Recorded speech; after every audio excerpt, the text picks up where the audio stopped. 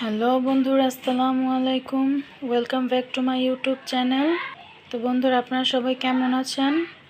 আশা করি সবাই খুব ভালো আছেন। আলহামদুলিল্লাহ, আমিও খুব ভালো আছি। তো বন্ধুরা, আজকে আমি নিয়ে চলে এসেছি নতুন আরেকটি ভর্তার রেসিপি নিয়ে। তো আপনারা শাকগুলি দেখে যারা গ্রামের মানুষ সবাই চিনতে পারছেন এগুলো কি শাক।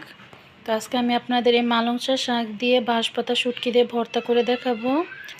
তো এর জন্য আমি নিয়ে নিয়েছি কতগুলো মালংচা শাক, আর নিয়ে নিয়েছি 3টার মতো বাঁশপাতা শুটকি, আর নিয়ে নিয়েছি 2টার মতো রসুন কুচি, আর নিয়ে নিয়েছি কতগুলো শুকনো মরিচ।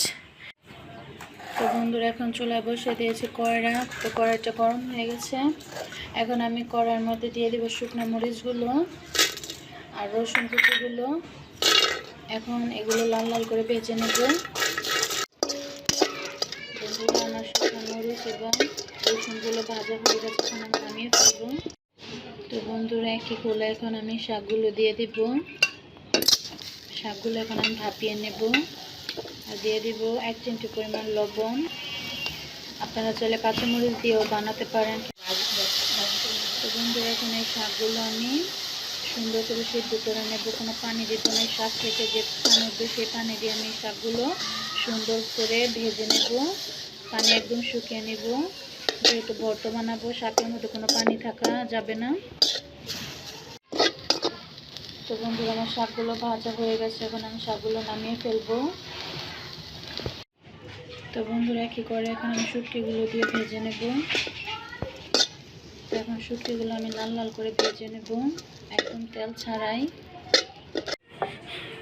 তো বন্ধুরা, চলে এসেছে শিলপাটার কাছে। এখন আমি শুকনো মরিচ আর রসুনগুলো একটু বেটে নেব। তো বন্ধুরা, শুকনো মরিচ আর রসুন বাটা হয়ে গেছে। এখন আমি শুটকিগুলো নিয়ে নেব,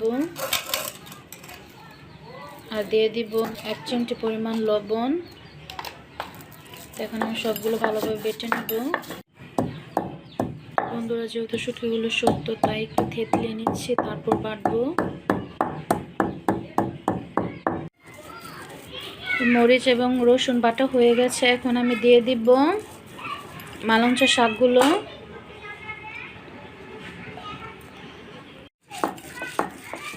তো বন্ধুরা, এখন আমি শাকগুলো এগুলো খুব ভালোভাবে বেটে নেব, একদম নিফাস করে। তো বন্ধুরা, আমার ভর্তাগুলো বাটা হয়ে গেছে, এখন আমি সবগুলো ভর্তা তুলে নেব।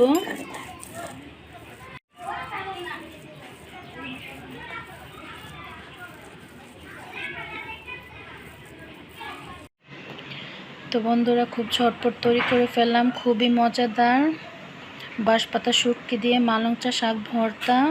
তো বন্ধুরা, আপনারা দেখতে পাচ্ছেন কিভাবে বাঁশপাতা শুটকি দিয়ে মালংচা শাক ভর্তা বানানো যায়। তো আপনারা চাইলেও শুটকি মাছ দিয়ে ভর্তাটা বানাতে পারেন। তো আমাদের বাসায় বাঁশপাতা শুটকি মাছ ছিল, তার জন্য বাঁশপাতা শুটকি মাছ দিয়ে ভর্তাটা আপনাদের খুব সহজভাবে এবং সিম্পলভাবে দেখিয়ে দিলাম। তো বন্ধুরা, যাদের মাছ মাংস তরকারি খেতে ভালো লাগে না তারা এই ভর্তাটি বানিয়ে অবশ্যই খেয়ে দেখবেন এবং আমাকে অবশ্যই জানাবেন আপনাদের এই ভর্তাগুলো কেমন লেগেছে। তো বন্ধুরা, আমার এই সিম্পল এবং মজাদার এই ভর্তাটি যদি আপনাদের ভালো লেগে থাকে অবশ্যই আমার চ্যানেলটি আপনারা সাবস্ক্রাইব করবেন, লাইক করবেন, কমেন্ট করবেন এবং শেয়ার করবেন।